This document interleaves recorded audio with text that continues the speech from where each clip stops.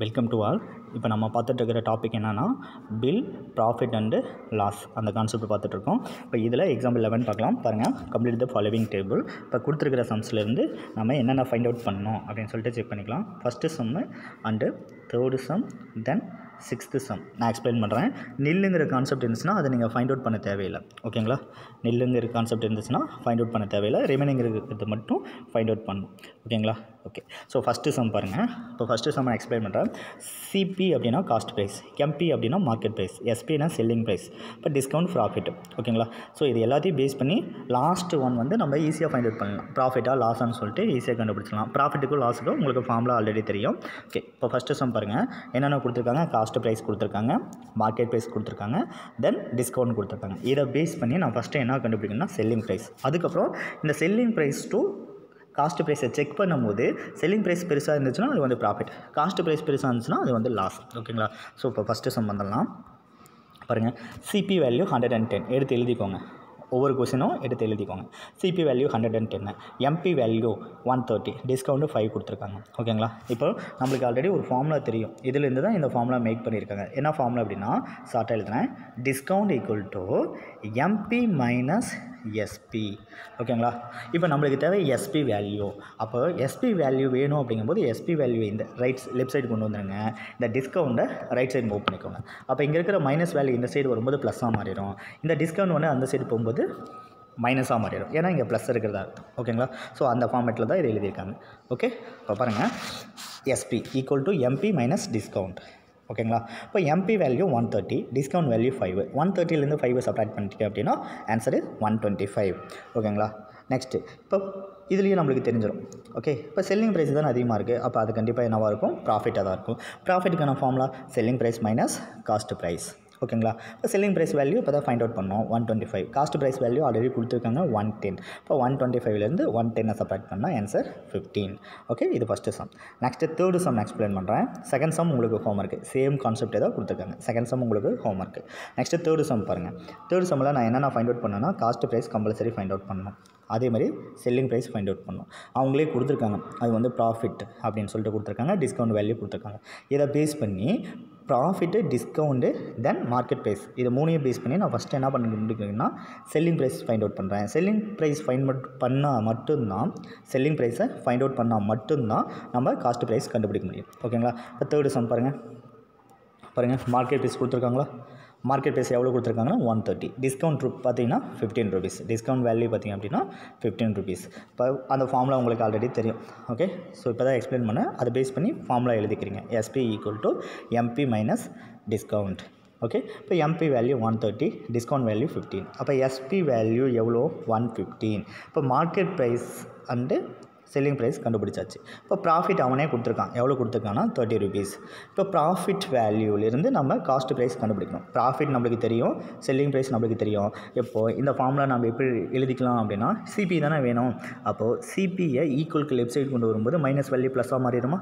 இந்த ப்ராஃபிட்டை ஈக்குவலுக்கு right side கொண்டு போகும்போது ஆல்ரெடி அங்கே எஸ்பி இருக்குது, மைனஸ் ப்ராஃபிட்னு ஆயிருங்களா? ஓகே. ஸோ இப்போ அந்த ஃபார்முலாவில் சப்ஸ்டிட்யூட் பண்ணுங்கள். ஓகே. இந்த ஸ்டெப் விட்டுருங்க. செகண்ட் ஒன் பாருங்கள். ஓகே. இப்போ CP equal to SP value எவ்வளோ? SP value 115 minus profit value 30. அப்போ 115லேருந்து 30 சப்ராக்ட் பண்ணிங்கன்னா ஆன்சர் 85. இப்போ காஸ்ட் ப்ரைஸ் கண்டுபிடிச்சாச்சு. புரிஞ்சுங்களா? ஓகே. நெக்ஸ்ட்டு சிக்ஸ்த்து சம் பாருங்கள். ஃபோர்த்து சம்மோ ஃபிஃப்த்து சம்மோ நீங்கள் ட்ரை பண்ணுங்கள். ஓகேங்களா? ஓகே. சிக்ஸ்த்து சம் பாருங்கள். என்ன கொடுத்துருக்கான்னு சொல்லி பாருங்கள். சிக்ஸ்த்து சம் பார்த்தீங்கன்னா காஸ்ட் ப்ரைஸ் கொடுக்கல, அதே மாதிரி மார்க்கெட் ப்ரைஸும் கொடுக்கல. என்ன கொடுத்துருக்காங்க? செல்லிங் ப்ரைஸ் கொடுத்துருக்காங்க, தென் என்ன கொடுத்துருக்காங்க? டிஸ்கவுண்ட் கொடுத்துருக்காங்க, தென் ப்ராஃபிட் வேல்யூ கொடுத்துருக்காங்க. ஸோ இதை பேஸ் பண்ணி நம்ம என்னென்ன கண்டுபிடிக்கணும்? மார்க்கெட் ப்ரைஸ் கண்டுபிடிக்கணும், தென் காஸ்ட் ப்ரைஸ் கண்டுபிடிக்கணும். ஓகேங்களா? இப்போ பாருங்கள், சிக்ஸ்த்து சம் எஸ்பி வேல்யூ எவ்வளோ கொடுத்துருக்காங்க? 350. ரைட் பண்ணிக்கோங்க. SP value 350, discount 50, profit 100. Okay. இப்போ நம்மளுக்கு தேவை மார்க்கெட் ப்ரைஸ். மார்க்கெட் ப்ரைஸ் அப்படின்னா என்னென்னா இப்போ பாருங்கள், அதே ஃபார்முலா தான் நம்மளுக்கு தெரிஞ்ச ஃபார்முலா. என்னது? டிஸ்கவுண்ட் ஈக்குவல் டு, இந்த ஃபார்முலா நம்மளுக்கு தெரியும். அந்த ஃபார்முலா பாருங்கள். Discount equal to market price minus selling price. Okay. So அப்போ நம்ம மார்க்கெட் ப்ரைஸ் தானே கண்டுபிடிக்கணும். அப்போ மார்க்கெட் ப்ரைஸ் மட்டும் அப்படியே வச்சுட்டு இந்த மைனஸ் வேல்யூவை ஈக்குவலுக்கு லெஃப்ட் சைடு கொண்டு வரும்போது மைனஸ் அப்படிங்கிறது ப்ளஸ்ஸாக மாறிடுமா. அப்போது இதை அப்படியே இன்டர்சேஞ்ச் பண்ணாலும் வேல்யூஸ் மாறாது. ஓகே, அப்படியே இருக்கட்டும் பாருங்கள். இப்போ எம்பினா மார்க்கெட் ப்ரைஸ், எம்பி. இப்போ நம்மளுக்கு தேவை எம்பி வேல்யூ. அப்போது டிஸ்கவுண்ட் ஆல்ரெடி இந்த சைடு இருக்குது, இந்த மைனஸ் இந்த சைடு வரும்போது ப்ளஸ்ஸாக மாறிடுங்களா. Discount plus selling price. இந்த வேல்யூஸ் அப்படியே இன்டர்சேஞ்ச் பண்ணாலும் வேல்யூஸ் மாறாது. அப்போ எப்படி எழுதிக்கலாம்னா எம்பி ஈக்குவல் டு, ஓகே எப்படி வந்துச்சுன்னு சொல்கிறேன் இந்த ஸ்டெப்பு, எஸ்பி ப்ளஸ் டிஸ்கவுண்ட். புரிஞ்சுங்களா. ஓகே, இதை இன்டர்சேஞ்ச் பண்ணாலும் வேல்யூஸ் மாறாது, நல்லா ஞாபகம் வச்சுக்கோங்க. ஓகேங்களா. நெக்ஸ்ட்டு பாருங்கள். இப்போது மார்க்கெட் ப்ரைஸ் வேணும் நம்மளுக்கு. ஸோ எஸ்பி வேல்யூ ஆல்ரெடி தெரியும். இந்த ஸ்டெப் பாருங்கள். எஸ்பி வேல்யூ நம்மளுக்கு கொடுத்துருக்காங்க, டிஸ்கவுண்ட்டு கொடுத்துருக்காங்க. அதை பேஸ் பண்ணி நான் மார்க்கெட் ப்ரைஸ் கண்டுபிடிச்சிடலாம். ஓகேங்களா. இப்போது MP equal to selling price எவ்வளோ கொடுத்துருக்காங்கன்னா 350 ப்ளஸ் டிஸ்கவுண்ட் வேல்யூ 50. இப்போ 350 ப்ளஸ் 50 எவ்வளோ வருது, 400. இப்போ profit equal to, okay, selling ப்ரைஸ்லேருந்து காஸ்ட் ப்ரைஸை செப்பரேட் பண்ணணும். ப்ராஃபிட் ஈக்குவல் டு செல்லிங் ப்ரைஸ்லேருந்து காஸ்ட் ப்ரைஸை செப்பரேட் பண்ணணும். ஓகேங்களா. ஸோ இந்த ப்ராஃபிட் ஆல்ரெடி நம்ம சம்மில் கொடுத்துருக்காங்க. நம்ம இப்போ என்ன கண்டுபிடிக்கணும் அப்படின்னா செல்லிங் ப்ரைஸ் கண்டுபிடிக்கணும். Sorry cost price find out பண்ணணும். ஓகேங்களா. இப்போ காஸ்ட் ப்ரைஸ் ஃபைண்ட் அவுட் பண்ணோம் அப்படின்னா இந்த காஸ்ட் ப்ரைஸ் இந்த சைடு கொண்டு வந்து இந்த ஸ்டெப் வேணா விட்டுருங்க. இந்த காஸ்ட் ப்ரைஸ் இந்த சைடு வந்துச்சுன்னா என்னவா மாறிடும், ப்ளஸ். இந்த ப்ராஃபிட் வேல்யூ அந்த சைடு போச்சு அப்படின்னா மைனஸாக மாறிடும். ஓகே, இப்போ அந்த ஃபார்முலா தான் பாருங்கள். இந்த ஒரு ஃபார்முலா எழுதிட்டு அதுக்கப்புறம் அந்த ஸ்டெப் வரும். காஸ்ட் ப்ரைஸ் ஈக்குவல் டு என்னது, SP minus profit, SP minus profit. ஓகேங்களா.